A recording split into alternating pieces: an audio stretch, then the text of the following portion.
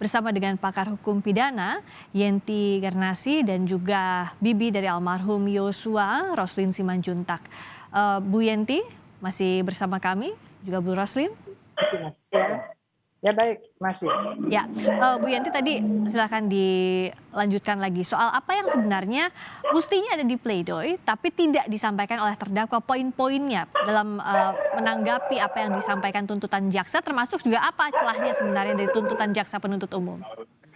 Ya, ada beberapa ya yang di pledoi tadi disampaikan ya agak berbeda gitu. Misalnya dia misalnya Oke, boleh diperbaiki dulu begitu sambungan. halo ya ya Baik. ya oke. Tadi ada suara lain.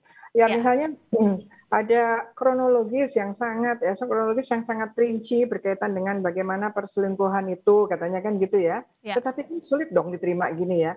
Ini kan menurut saya saya nggak tahu juga ya sejauh mana ya hakim itu membebaskan pledoi yang tidak berkaitan ya. Nah ini kan padahal kita ingat loh asas kita pengadilan itu adalah cepat, murah, dan sederhana kan gitu ya. Ya. Kalau ada hal-hal yang tidak relevan, kenapa tetap harus diberikan gitu? Ini menjadi pemikiran-pemikiran berikutnya kan. Sampai pada akhirnya kita juga udah capek dari pagi kok ya ampun pledoinya kok banyak sekali gitu kan. Sampai sore ini kan. Ya. Tadi padahal dari penegak dari apa pembelanya juga lawyernya juga kan sudah juga ya. Dari pribadi dia sudah dan seolah-olah kan kita dipermainkan bahwa ini seolah-olah seperti ada fiksi gitu ya. Ada cerita bahwa ada surat dari jeruji lah apa gitu ya, mungkin ya ini perlu juga perlu juga ditertibkan lah gitu ya, supaya kita kan mau mencari esensialnya bahwa apakah terbukti apa tidak Ibu Putri ini statusnya sama dengan terbuktinya 340 kan gitu ya, dan nanti yang meringankan apa seperti kemarin misalnya Pak Sambo nggak ada yang meringankan sama sekali kan, jaksa juga tidak berani ke tuntutan yang paling tinggi gitu kan. Nah ini kan ditangkap oleh masyarakat bahwa ini kan berbahaya sekali kan, kita harus memikirkan bahwa dampak dari putusan ini adalah bagi pencegahan ke depan gitu ya. Jadi kalau kita nggak tepat ke depan itu masyarakat yang potensi jadi korban, kalau dalam hal ini seperti polisi yang di bawah relasi kekuasaan itu kan menjadi rentan sekali kan. Ini juga harus dipikirkan. Jadi hukum itu yang ditegakkan itu betul-betul sesuai dengan tujuan hukum, yaitu dapat kepastian hukumnya, dapat keadilannya, dan ada gunanya gitu kan, ada kegunaannya. Jadi di situ juga harus dipikirkan nanti dalam semua proses peradilan ini. Kan ini kan peradilan mulai hari pertama di pengadilan itu kan moderatornya itu kan hakim kan ya. Moderator yang memegang kendali itu kan hakim. Nah ini harusnya dikendalikan gitu kan, malah membuat bingung kan, karena nanti habis ini kan replik ya kan, replik adalah menjawab pledoinya ini kan gitu kan. Nah kalau pledoinya juga sudah di luar itu terus bagaimana, waktunya juga mepet gitu kan. Jadi nggak masuk akal juga kalau misalnya sampai banyak sekali ya berjam-jam itu terus harus diapakan gitu kan.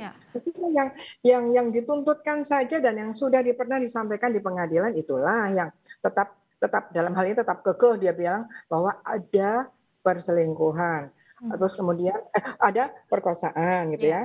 Malah yang muncul dari jaksa jadi perselingkuhan. Nah dari jaksa juga Anda melihat celahnya seperti apa? Soal JC juga tadi Bu Yenti bilang bahwa itu seperti mendua tuntutan jaksa. Tapi yang harusnya dijawab di pledoi pun tidak ada karena itu tidak disinggung juga oleh para terdakwa.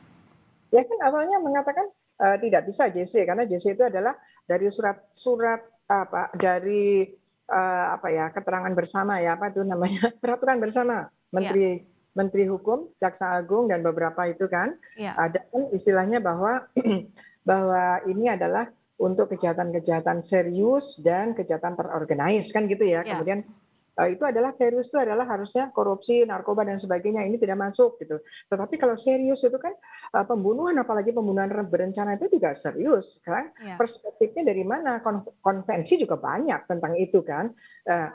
Nampaknya itu mental lah ya, artinya oke JC gitu kan. Karena apa? Karena kemudian jaksa mengatakan bahwa dengan rilisnya ya mengatakan bahwa 12 tahun itu sudah memperhatikan bahwa yang bersangkutan GC gitu. Karena kalau yang bersangkutan tidak GC tentu dia sama dengan Pak Ferdi Sambo gitu ya. Kalau menurut saya nggak usah pakai GC juga, apa iya Eliezer itu bisa dipidana gitu ya.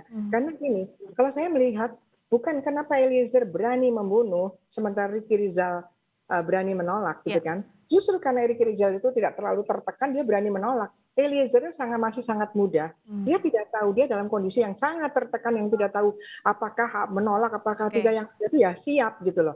Apakah dalam keadaan ini bukan masuk kepada pasal 48, dalam keadaan tertekan, yang bersangkutan tidak bisa memutuskan apapun dalam kondisi seperti itu. Saya berharap hakim berani mempertimbangkan pasal 48 karena hakim Ya. itu hakim itu boleh ada penemuan hukum, ada penghalusan hukum, itulah keistimewaan hakim. Ya. Dan kalau sepanjang itu ada buktinya, meskipun itu di luar yang didakwakan, itu bisa hakim ke sana karena hakim itu memang mencari harus mencari keadilan yang sebenar-benarnya gitu ya. Itu untuk hakim. Jadi saya berharap nanti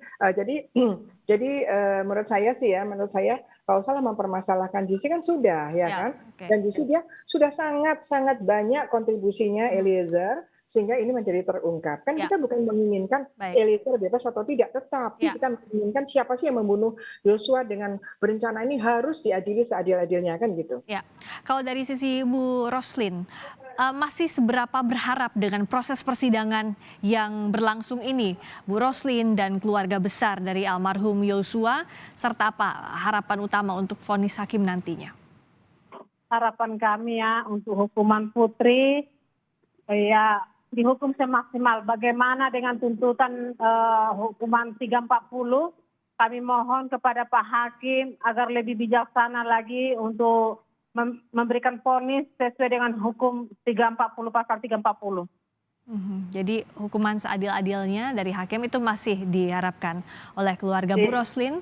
Terima kasih atas waktunya di Breaking News Kompas TV. Ibu Yenti masih berlanjut, kami mohon masih bersama kami. Terima kasih, kami masih kembali sesaat lagi tetap di Breaking News Kompas TV.